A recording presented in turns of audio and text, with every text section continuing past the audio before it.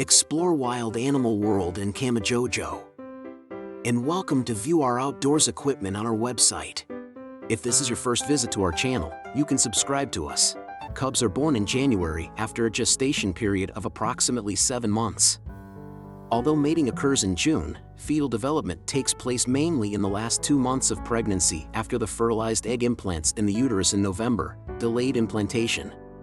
By delaying implantation and postponing the development of the fertilized egg until the spring, the female bear can ensure that she has sufficient fat reserves to support herself and her cubs during pregnancy and lactation.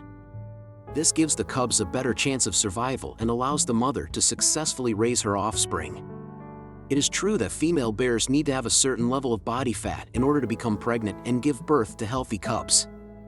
During the summer and fall, bears will typically feed heavily in order to build up their body fat reserves in preparation for winter.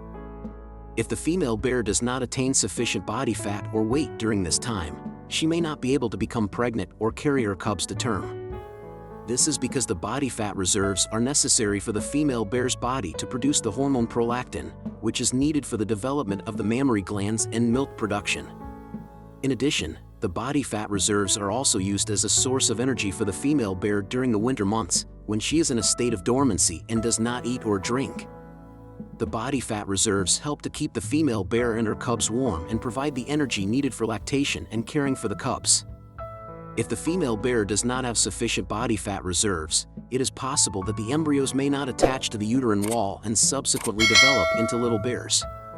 It is important for female bears to have adequate body fat reserves in order to support a healthy pregnancy and the development of their cubs. Another outstanding feature is that female bears usually give birth to their cubs alone. After mating in the fall, the female bear will prepare a den in which to give birth and raise her cubs.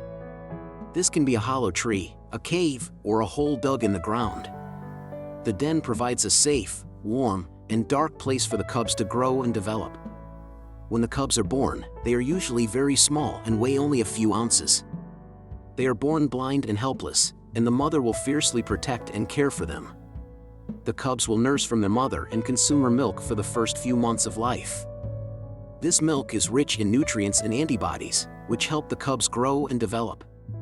As the cubs grow and become more independent, they will start to venture out of the den with their mother. The mother will teach them how to forage for food and survive on their own. This can include hunting for small animals, scavenging for carrion, and eating fruits, nuts, and roots. Bears are intelligent and adaptable animals, and they have a complex social structure. Female bears are usually solitary, but they will often live in close proximity to other bears and may interact with them. Male bears, on the other hand, are more territorial and may defend their territory against other males. Bears are also known for their play behavior, which helps them learn new skills and develop social bonds. Cubs will play with each other and with their mother, wrestling, chasing, and roughhousing. This play helps them develop physical skills and coordination, as well as social skills and communication.